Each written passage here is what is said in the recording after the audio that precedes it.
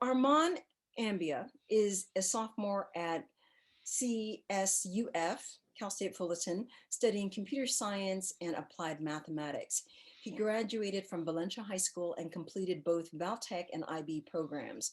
He said, while he was there, I realized my love for math in Mrs. Uh, Yumibuku's HL math class, and he enjoyed learning computer science with Mr. Parker. The Valtech internship at Boeing helped him pick his major, and since then he has worked as an instructor at the Coder School and has been involved in student organizations. Please help me welcome Armand. Armand, please take it away. Hi guys, my name is Armand, and as Giselle said, I'm a sophomore at CSUF, and I'm a former Valencia Tiger. So I'm very glad to be here today, and I hope my experience gives you some insights in your own educational journey. So my academic journey started when I was a sophomore, and I took my AP Computer Science course with Mr. Parker.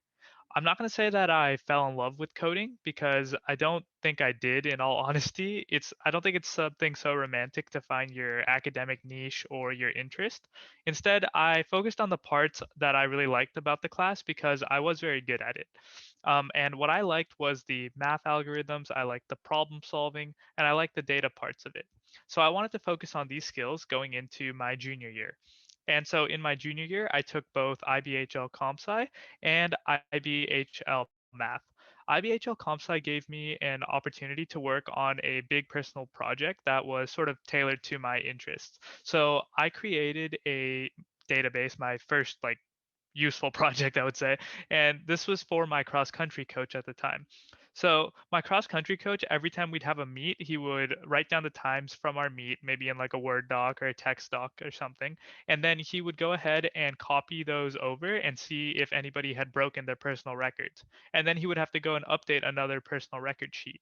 And what my program would do was he would only have to type in this data once, and then he could print out a PR sheet from that because it stores all of it and it'll find the fastest one for you. So that was a lot of fun, and a lot of the skills that I picked up in that course were also applicable to math. And I'm going to throw in a little bit of a shout out for Mrs. Umakubo's IBHL math class. I know that that one's been in danger of being canceled because of low interest. And I think that if you are a Valencia student and considering a STEM major, there is no class more valuable to you than that one. She is an amazing teacher and she really did push us to our limits. I had a perfect 4.0 GPA in high school aside from her class. I was pushing a B minus, C plus like every semester. So 4 semesters of her course. And that did hurt your GPA and maybe it did affect my college applications, but there are no regrets from me. In college, I have breezed through Calc 3, Calc 4, discrete math, statistics, and a lot of other courses thanks to the amazing foundation that I had from Mrs. Umakubo. So definitely keep that class in mind. Aside from academics, senior year was eye opening to me because it was the first time that I really did take personal development seriously. And that's important because we often define ourselves by academic success, and especially in high school. It's important to remember that those grades really don't mean anything without the skills behind them. There are lots of skills we need to be successful human beings, team members, family members, and so on that grades really won't reflect. And these are still integral in our lives. So for me, that looked like changing how I spent my time. I stopped attending a lot of these organizations that I was a part of just because I was doing it for college apps or they felt superficial. Instead, I devoted most of my time and started a new job at the coder school. So I was a code instructor for students age 7 to 17. And for the first few months, I was really bad at it. But over time, tutoring and teaching became something that I did really enjoy because it let me give back to people with my own academic abilities. And I've been there for the last 2 years, and I have learned how to work on a team, how to work with clients, adapt, communicate, and so on. These skills were not something that I could have picked up in any traditional classroom setting, and they have been invaluable to me. My self confidence has gone up because I was already felt strength in my academic abilities, and I felt like I had this great opportunity to develop my interpersonal skills as well. Thanks to what I learned at the coder school, as well as the great education I had from Valencia, I was able to find a lot of success in my early college years. I earned a full scholarship to CSUF, their prestigious President Scholar program. And just a few weeks ago, I accepted a software development internship with NASA at the Kennedy Space Center. These have been my greatest college achievements to date, and I do attribute them both to academics and the skills from coder school. Being able to adapt to to any problem thrown at you, being able to display just how passionate you are, and being unafraid to show your personality helped me stand out and brought me success in both of these cases. I hope that my story shows the importance of personal development and originality. Academic success is just one piece of the puzzle, but we often get lost because of how time consuming it is. My best advice for you is to choose activities, clubs, and ways to spend your time that reflect who you really are. If you don't enjoy what you're doing, then there really isn't a point in doing it. I'm very excited for everything to come in the future, and I think you all should be too. Everyone's journey is unique, and it is important to keep it that way. Consider advice from others, but always think freely. Your life is your own, so make the most of it. Thank you all for listening. All right, thank you, Armand. Let's give him some sizzle. Thank you so much for sharing. All right, I'm going to share my screen one more time and bring up our next speaker. All right, Lane Williams is a 2016 El Dorado High School alumni and valedictorian who graduated from Cal Poly San Luis Obispo in 2020. Throughout her undergraduate studies, she published 2 peer-reviewed papers in the field of biotechnology, was involved in Greek life, and worked part-time. These varied experiences have placed her on a path towards a career in medicine. She is currently working full-time in the medical field in preparation for applying to physician's assistant school next year. Please help me welcome Lane Williams.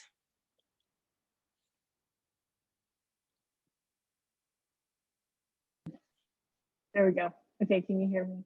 Yes, we could hear you, Lane. All right. Hi, everyone. I'm Lane. As you all just heard, I studied biochemistry and biology in college after graduating from El Dorado. So I was first exposed to it and became interested in science in general after attending Miss Shire's class at El Dorado and studying chemistry. And I knew from then on that I wanted to go into science in general. I was also a pretty intense athlete in high school, which made me interested in health. And so I knew going into college that I most likely wanted to be in a patient-centered space. When I was going off to college, I wasn't sure if this was going to be in nutrition or physical therapy or medicine or something else. I basically just applied as a biochemistry major because I liked chemistry and I liked biology. And I figured I could explore my options for careers as I started learning more. This was essentially my first challenge, to gather a variety of different lessons from different experiences and ensure that I gained exposure to different career options during my education.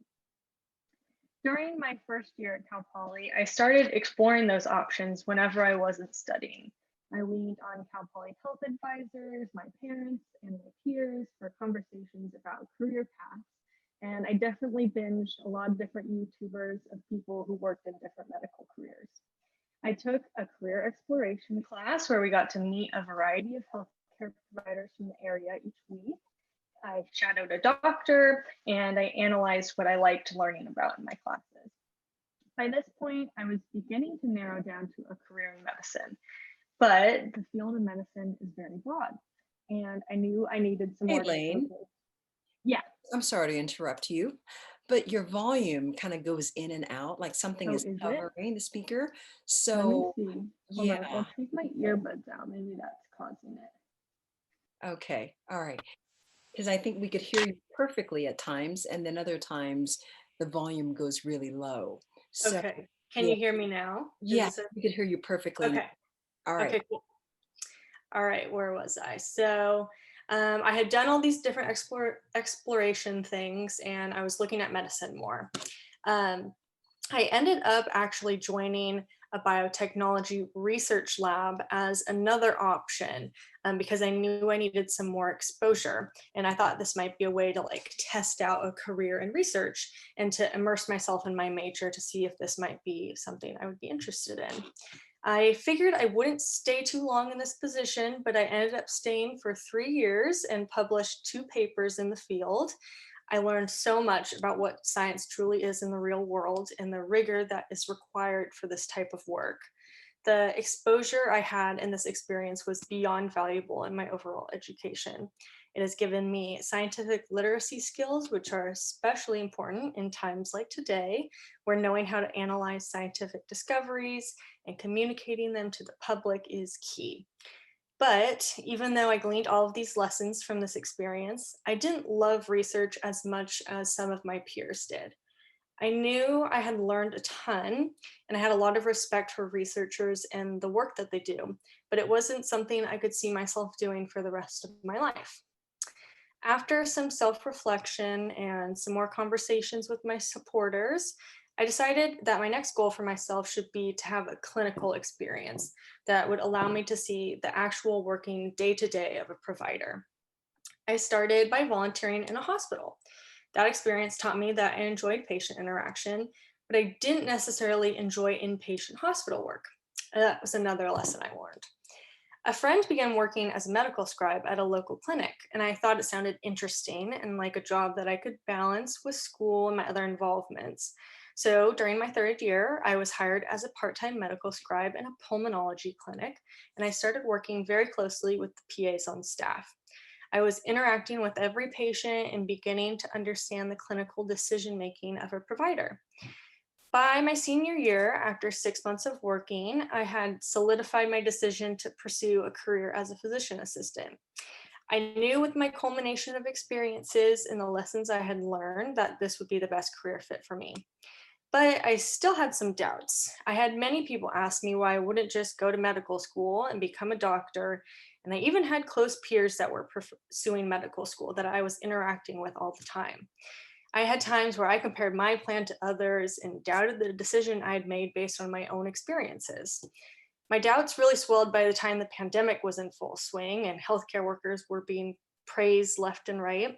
And so I knew I needed another experience to really confirm for myself and not others that striving to be a PA was right for me.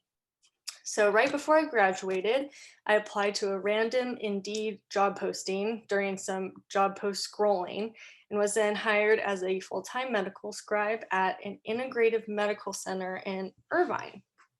So now, after 6 months of working at this job, I have a brand new outlook on the practice of medicine and what I hope to bring to the field someday.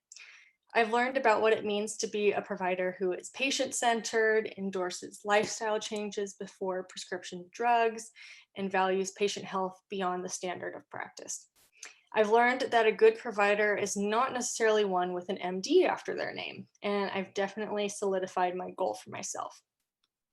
My experiences helped place me on the path of who I am today and who I want to be tomorrow.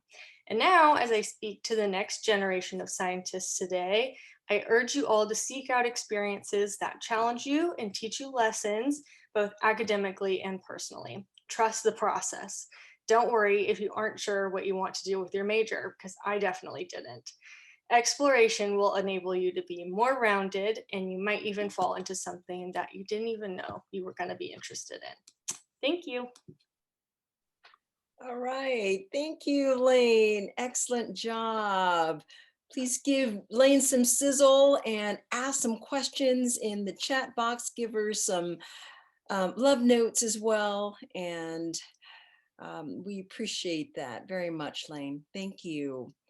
I'm going to share my screen once again, and we are going to bring up our third speaker. All right, Allie. Allie graduated from Esperanza High School and headed to American University with a mission to change the world. She earned her degree in international studies and interdisciplinary studies, but the true value of her college experience came from internships with nonprofits. The skills she developed led to a project manager role, with a website development company and later the community development specialist at Microsoft. Ali is proud to live Microsoft's mission statement of empowering every person and organization on the planet to achieve more. Please help me welcome Ali. Thank you, Giselle, and thank you everyone for joining us tonight. I love going right after Lane. I love her advice on, you can be open to all of these ideas, because I wish that's what I heard when I was in middle school or high school. I'm really excited to share my career path into technology when that was never a space I would have considered, and share more about how I used imposter syndrome as motivation. For those of you who aren't familiar with the term imposter syndrome, it really just means self-doubt. It means thinking you've maybe achieved an accomplishment that maybe you don't think you deserve when really you did, but you're just translating that into self-doubt. The very first time I remember experiencing this self-doubt, this imposter syndrome, was my freshman year of high school at Esperanza. I was brand new to high school and had joined a political debate organization and decided to run for vice president. Now, imagine being a freshman trying to give this speech with, sophomores, juniors, and seniors all in the room of a political debate organization where you're assuming they all know how to speak very clearly. I was terrified. Somehow I was elected vice president of the organization, which just led to even more self-doubt. Did I really deserve it? I was just a freshman. How was I going to lead an organization, lead people older than me? I didn't even know what the organization was. I just signed up at Club Rush.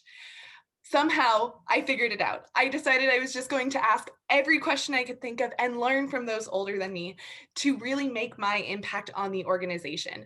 I took it one day at a time, one event at a time, one meeting at a time, and somehow ended up leading the organization from my sophomore through my senior year of high school.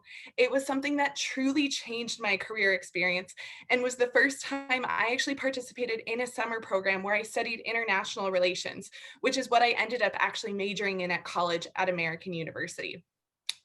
Funny enough, you're probably hearing she studied international relations, interdisciplinary studies. This girl works at Microsoft, somehow in technology. What happened? So yes, I went to college at American. I studied international relations, took quite a few quite a few classes on communicating with different people, studying some history and different dynamics. I absolutely loved those classes, but the true value of my college experience was interning with nonprofit organizations and developing more of those management skills. I learned a lot about the different operations within organizations and how people interact. From those different nonprofit experiences, I ended up with my first job as a project coordinator with Saving Promise, a nonprofit dedicated to domestic violence and awareness. In that role, again, I just took on every opportunity that I could to continue learning and diving even deeper. One of those opportunities and projects that I coordinated was website development. Had I ever built a website up to that point? No. Had I ever dropped in any piece of code before? No. But that's what YouTube was for, and I learned quite a bit and somehow managed to help with coding that first website. From there, I actually ended up interviewing for this job with a website development company as a project manager. Because I had this one attempt at a website in my resume and on my background, I ended up getting the job.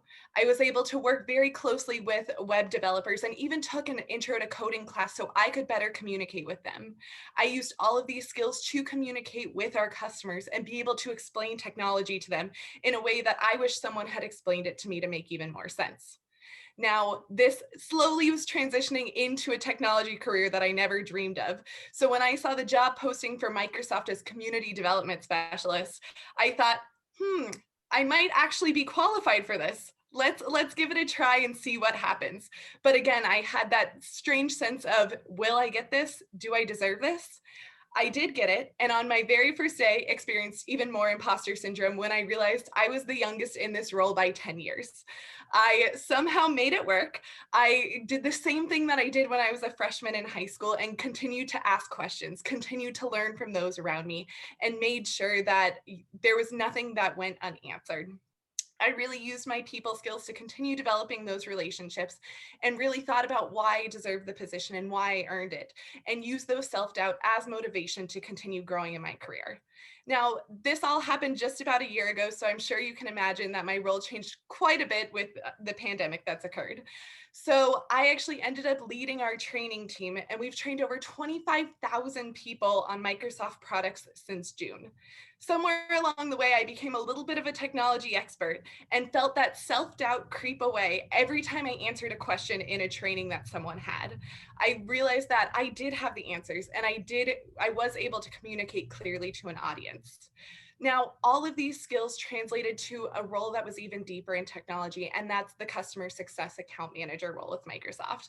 I'm actually starting that in 2 weeks, so wish me luck. I'm sure I'll face quite a bit of imposter syndrome as I dive into this next career step, but I'm really excited to continue developing these technology skills. If there's anything you take away from my story, it's that there's so many different ways to get to whatever your dream career path is. It sounds like I saw something in the chat, maybe you don't know what your career path is right now, and that's okay. If you had told me when I was a freshman that I would be in a technology background with Microsoft, I would have laughed at you actually. So it all worked out. I am so happy to be here. And I hope you also take away that it's okay to have self-doubts and it's okay to experience imposter syndrome. Use that as motivation to get the next step. We all believe in you. All right, excellent. Thank you so much, Allie. Love the energy. And yes, there are many paths, to get to where you want to go. So that is excellent. Thank you so much. Please give some sizzle to Allie and ask questions and give some feedback to her in the chat box. All right. Now we are going to queue up our next speaker here. All right. Lauren Nguyen graduated from Valencia High School in 2016 as an international baccalaureate candidate and captain of the cross-country track team. This year, she graduated from the University of Oregon with a Bachelor's of Science in Human Physiology. At the U of O, she treasured and learned so much as a personal trainer, group fitness instructor, resident assistant, and research assistant at the Bowerman Sports Science Clinic and Marcus Mariota Performance Center, studying biomechanics and athletes' performance. She's also starting up her personal training and coaching business. Please help me welcome Lauren Nguyen.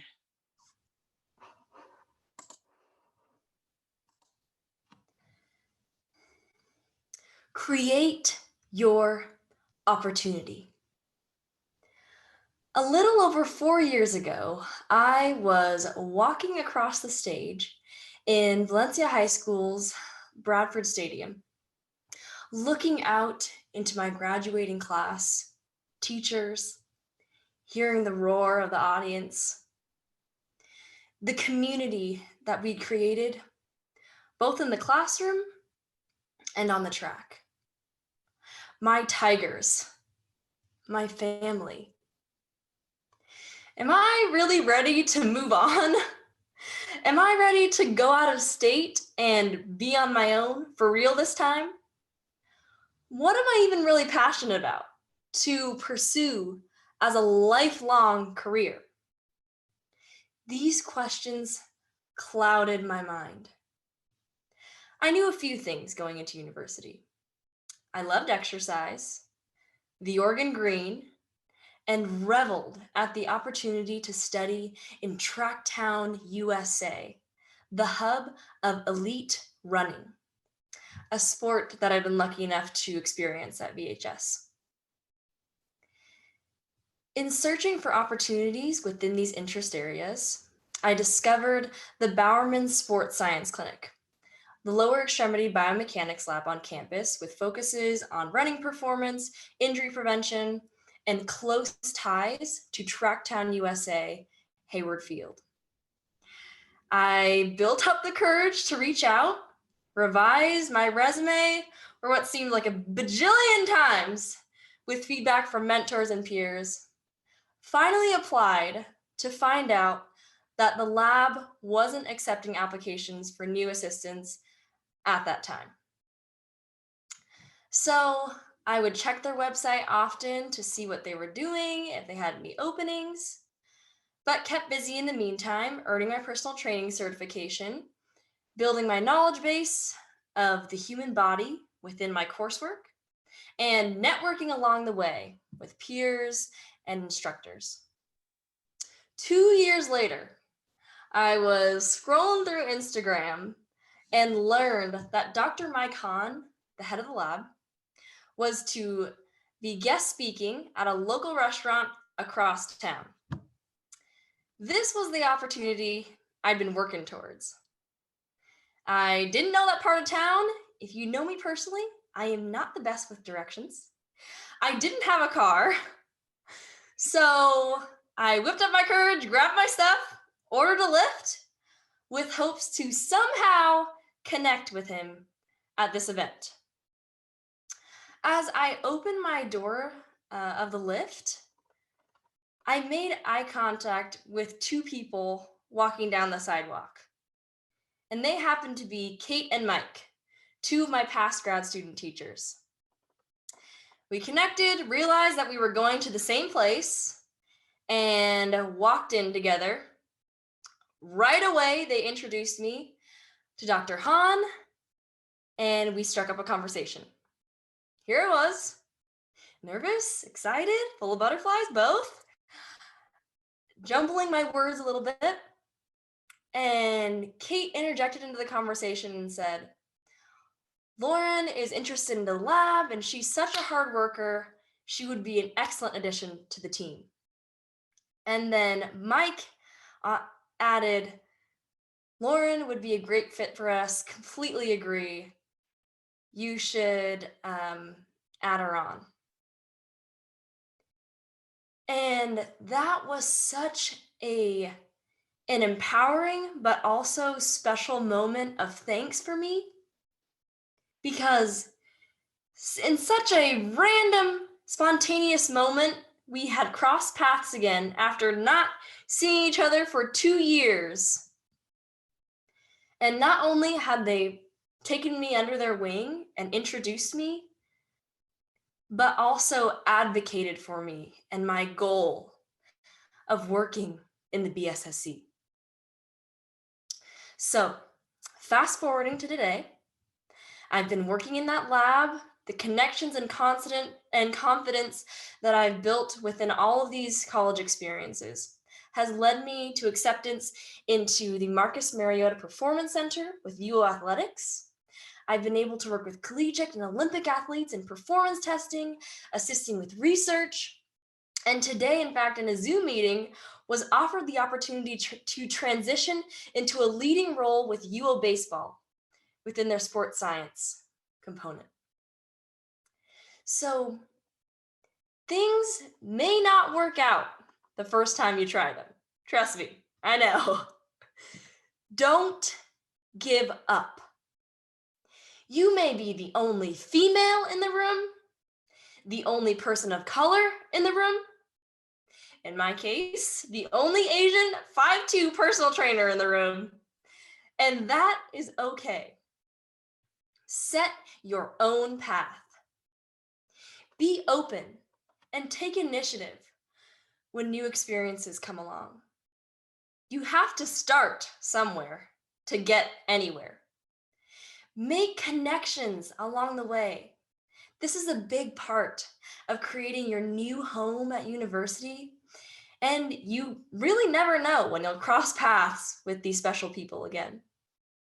Create your opportunities and do so with an eagerness to learn from everyone and everything. Thank you. All right. Thank you, Lauren. Wow, I felt the passion. Create your opportunities. Please give Lauren some sizzle and some questions and feedback in the chat. At this point, we are going to transition to Q&A, and I'm going to invite my buddy Chandra to join me, and we're going to ask some questions. And I love the chat box. You know, right now I'm not able to look at all of the questions, but we have a team feeding me some questions. So I have one here for Armand from Sophia Gozar.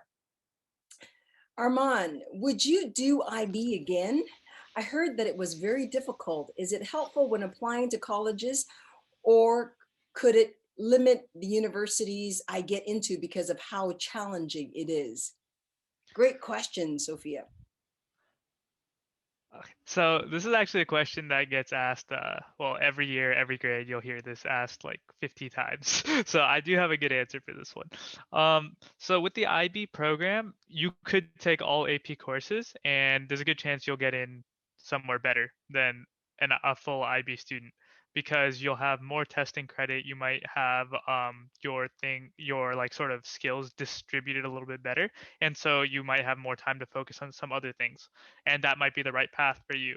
But I will say that the IB program, it is a rigorous program that holds students to a certain standard, and it holds every single one of the students in that program to a standard. It might not give you an edge getting into college, but when you get there, you're going to be relaxing for the first like year or two because the IB program is very intense. Like the amount of stuff that you have to do on top of your course load, that extended essay, the 5,000 word research paper, your 150 hours of CAS, your higher level courses in IB are not equatable to an AP course. You might get the same credit, but I would not trade my HL 2 year credits for anything. The what is it? The comp sci, the English, the math, all of that was so valuable to me. So yes, I would do IB again. Hopefully, I never have to again. But if I was back in high school, I would do it again because I would have taken HL Math, Chem, Comp Sci anyways, and so the IB program just sort of like wrapped the package together for me. All right. Awesome, Armand. Mhm. Chandra, would you like to ask the next question? Yes, our next question was Karina Beer. She was asking, and let's ask this one to Lane because she didn't really address it to a specific speaker, but she did send it right during Lane's speech. So here we go. Was high school a big turning point for all of you, meaning career wise? I don't know what I want to be, but I'm also still in middle school and limited in what I can do. So, Lane, if you could take that one. So for me, high school was really just like a time to just learn more and take some classes and see what I was interested in. Because you take such a broad number of classes in high school and you have so many requirements that you get a lot of like very general baseline exposure to everything. So you might have, like for me, my chemistry class kind of piqued my interest in science and I ran with that when I was applying to college. But it definitely wasn't like I didn't leave high school and be like, I know exactly what I want to do. I didn't really figure that out until I had the more varied experiences I had in college and when I took more detailed focused classes in college.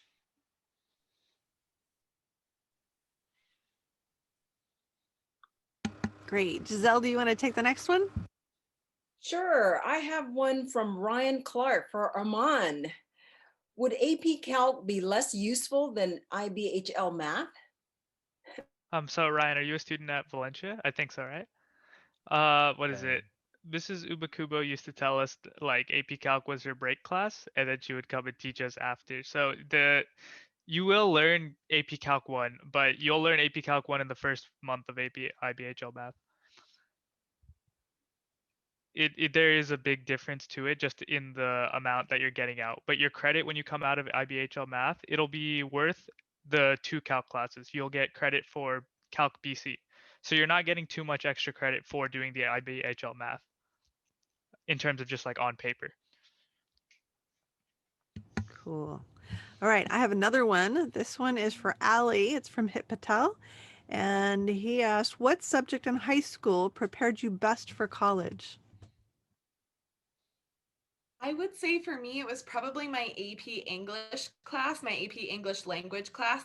I feel like I really learned how to write and communicate my thoughts in an organized way in that class. I talked a lot about the political debate organization, and I feel like my arguments got so much stronger after taking that class. But really, as mentioned, it's the exposure to all the different classes in high school that I really think prepares you best for college. And I love what you just said, Ali, because I think communication skills help you in any field you go to, right? So I think communication is something that the more you work on, the more you practice, the more beneficial it will be for you in the future. Chandra, I have one Go prepared. for it. All right. For Lauren, what is the one piece of advice you will give to your younger self? I think the biggest piece of advice that I would give to my younger self would be to going along with Allie's imposter syndrome.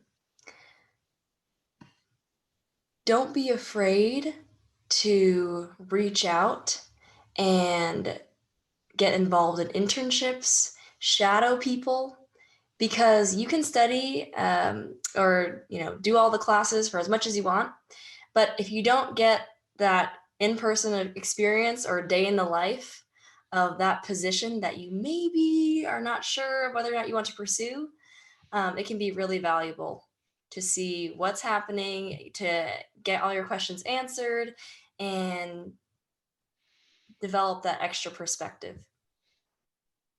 So I definitely recommend it. Whether you're in middle school, high school, or college, people want to help. And when you express interest in their work or you express interest in learning, they will respond to you, right? And if they don't, that's okay. You don't want to work with them anyways, move on to the next person, right? So we're all here to help you, and take the chance. Yes, You'll be rewarded. that's right. And don't hesitate to ask for help when you need it, right? And when you ask, you'll get an answer. It might not be from that person that you're asking, but you will get an answer. All right. So I have another question from Ryan Clark, and I think this will go to let's see who's next.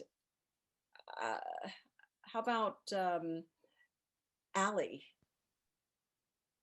Allie, was it hard balancing school, sports, social life, and any tips on that? I'm happy to answer, but I think Lane would also have a great answer. I know she mentioned she was a pretty intense athlete. I was the let's play tennis my freshman and sophomore year, so I don't have to do PE. So it was a balance, but I think Lane might have a better answer here. So I'm going to defer to Lane. Sounds good. Okay, thanks, Allie. So yeah, I would say in high school, I had much less of social life than I did in college, just because of how involved I was in my sport. Um, so I definitely sacrificed a lot in high school.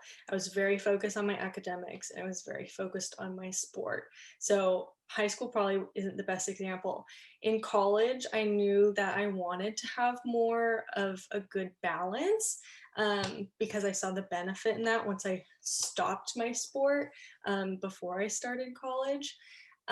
So I really prioritized like having a good balance and knowing when to put down my textbooks and go have fun somewhere, go hang out with people.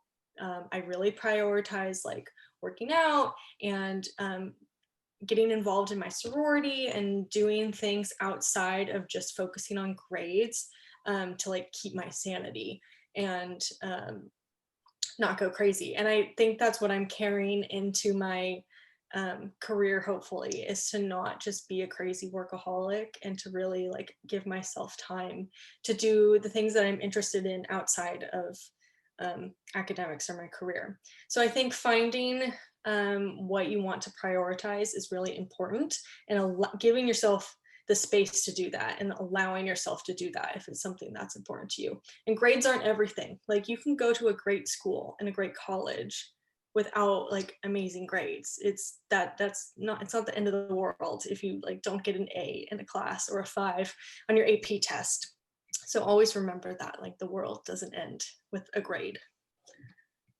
And Lane, if I could just tack on to what you said there, I think that's a huge point, is that really when you're looking for a college, yes, you want the best college possible, but really it's finding your fit for college.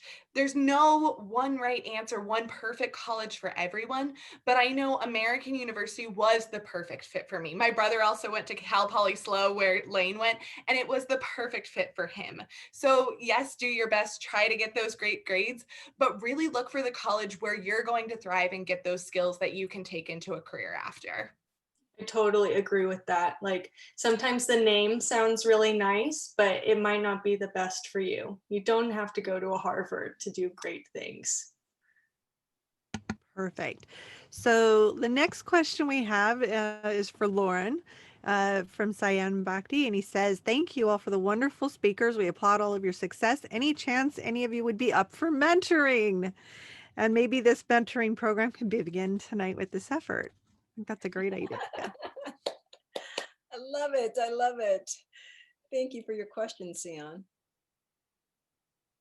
Thank you, Sian. I can only speak for myself, but I would definitely be open to mentoring. I will send you my email, or via Giselle, we'll send out our information. Yes, or you could add your information in the chat for Sion. I'm definitely open to answer any other questions or offer any advice that I might have. All right. Awesome. Yep, I think we had one more, and that was Allie. Can you describe what it's like working for Microsoft? Yes. So, like I said, I had a very non-traditional path into Microsoft, but I feel so fortunate to work for this company. I had worked with I've worked with quite a few small companies, from a nonprofit that had 4 people to a company that had 20 people to now working with Microsoft that has, I cannot even estimate how many people. But I truly stand by Microsoft's mission statement of empowering every person and organization on the planet to achieve more. And I love virtually going to my job every day and feeling like I'm making a difference and showing people how to use technology and get the most out of it. So I absolutely love working for Microsoft and am happy to share anything else about it. Awesome. Thank you, Allie.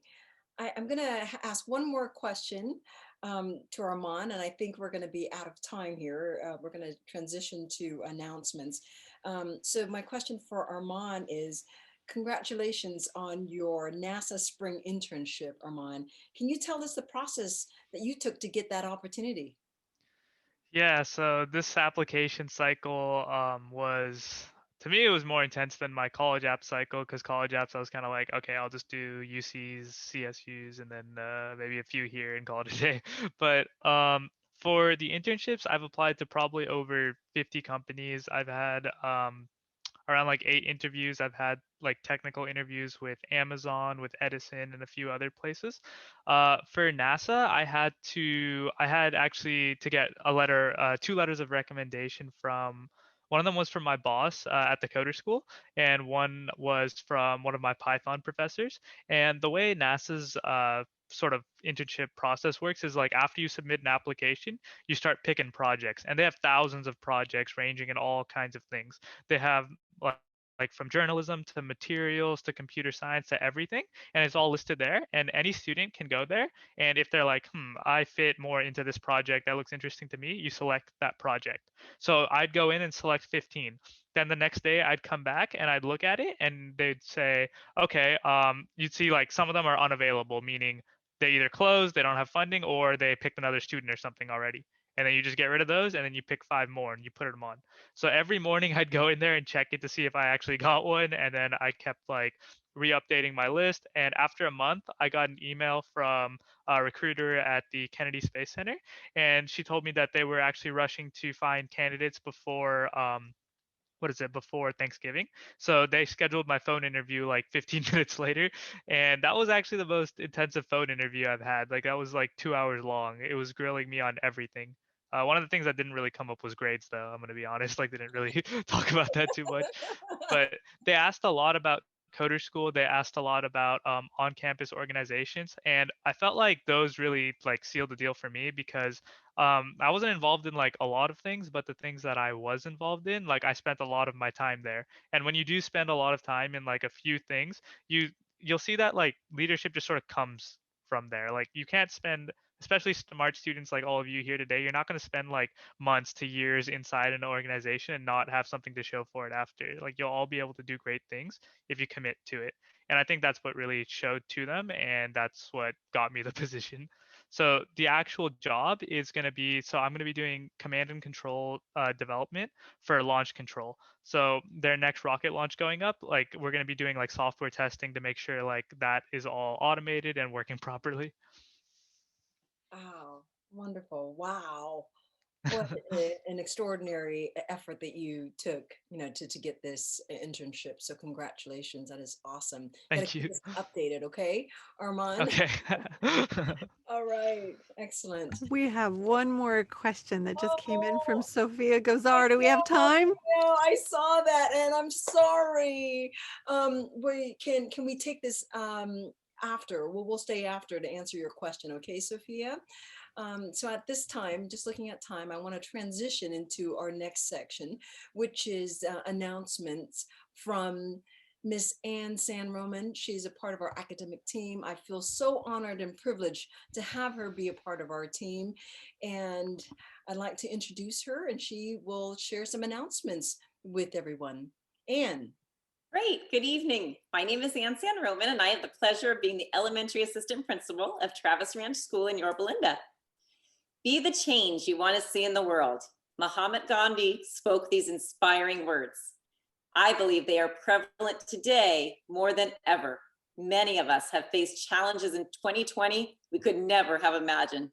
It is our job to see those difficulties as challenges and change them into something promising. I see students working hard every day, whether online or in our school. They are not waiting for better times, but are persevering and working hard to make favorable changes today and in the future. The Reach Foundation supports PYL-USD in ways that we believe will change the world in a positive and uplifting way. Thank you so much for joining us today. The Reach's Foundation academic team is a collaborative team of administrators, parents, alumni, and students. Our collaboration is built on the recognition that each of us brings unique gifts and talents to PYL-USD and to serve our students, families, and communities.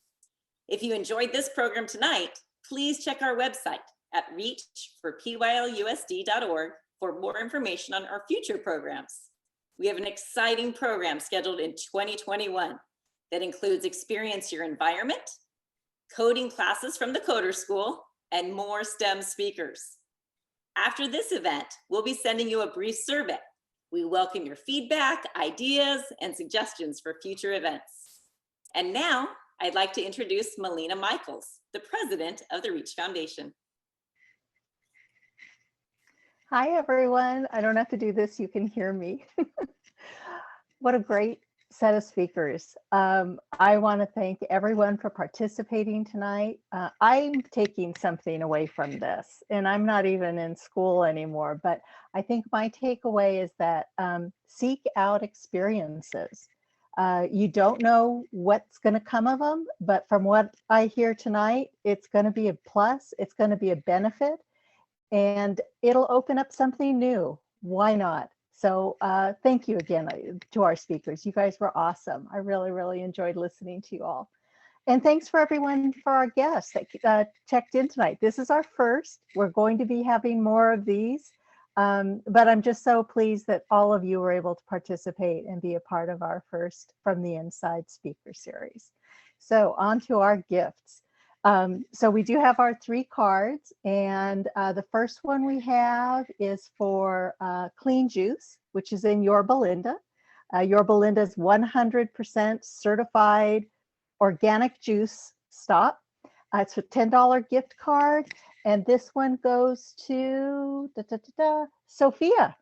So Sophia will reach out to you via email and get your mailing address, and this will be sent out to you. So our next one we have is for Blue Agave Southwestern Grill in Yorba. And this one is for $30. Let's see, what is the, oh, Yes, Southwestern Grill. They do Mexican, South American, and American Southwest. Delicious. Yes, they have So our awesome winner, tacos. My favorite yeah, there are the taco dishes. and they are doing curbside. I double checked. They are doing curbside pickup right now. So let's see. Our winner on this one goes to Ryan Clark. So again, Woohoo! reach out to you, Ryan. Ryan. Turn on your video, Ryan, so we could see you. There's Um, Ryan. Hey, Ryan. Congrats. Okay, so we have one more, and this one is for Apola Greek Grill. This is in Yorba Town Center. The most authentic Greek food you can get without buying a ticket. And I should know, I'm Greek. It is really good. This is a $40 gift card. This is a wonderful little treat. They also are open for curbside. So we did our drawing here, and this one goes to Cyan Bakhta.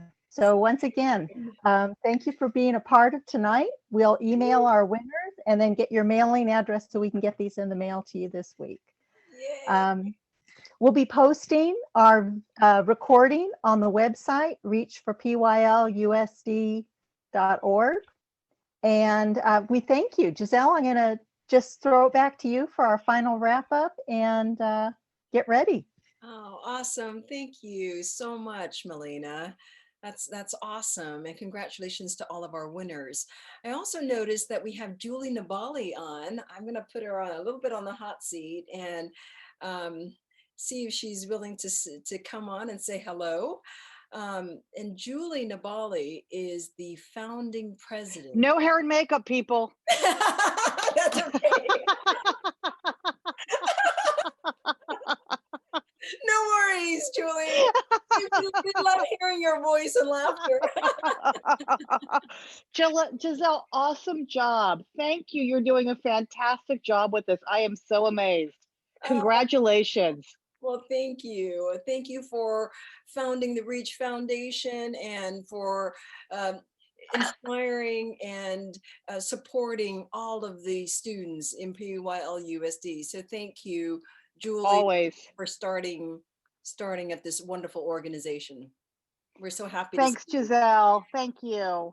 Thank you so much. And I know that we are close to, we are at 8 o'clock, so we want to be on time. So for those who have joined, I want to say thank you. We look forward to seeing you in the next speaker event. And if you'd like to stay, I know that Sophia, you have some additional questions. We'll stay behind and answer any questions that you may have. All right. So thank you, everyone.